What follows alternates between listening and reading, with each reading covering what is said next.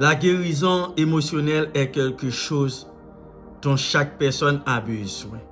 À un degré ou à un autre, car nous avons tous blessés émotionnellement. Il existe de nombreuses variantes de la rupture émotionnelle et de la douleur, tout comme il existe de nombreux types de personnes, que la cause soit naturelle ou due au péché d'une autre personne. La majorité des gens se livrent à un certain type de bataille émotionnelle. Les symptômes les plus courants de la souffrance émotionnelle sont l'insomnie, le détachement, la dépression, la colère, l'isolement, l'amertume, la frustration et la peur.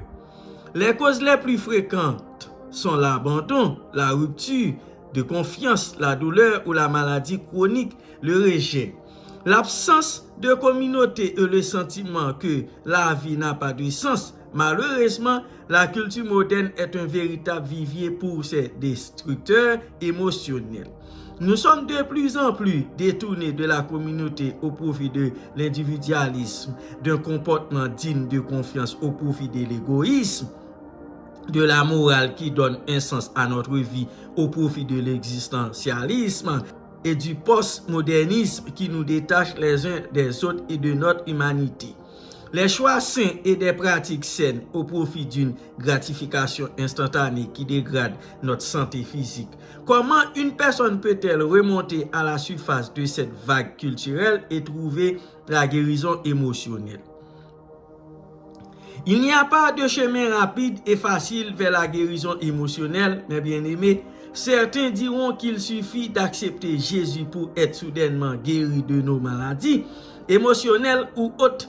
Il n'en reste pas moins que nous sommes des créatures liées à la chair. Jésus a dit, l'esprit est bien disposé, mais la chair est faible. Matthieu 26, verset 41.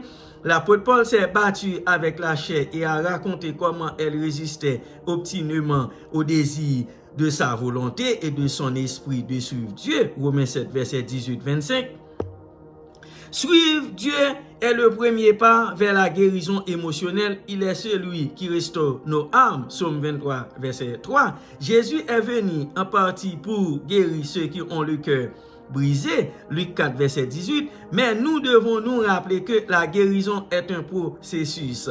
Elle implique des choix à chaque instant pour faire confiance au Seigneur et lui obéir. Nous devons choisir des interactions saines avec les autres. 1 Pierre 3, verset 8-12. Des pensées saines fondées sur la vérité des Écritures. Philippiens 4, verset 4-9. Et des activités saines qui profitent à notre corps. 2 Corinthiens 7, verset 1er.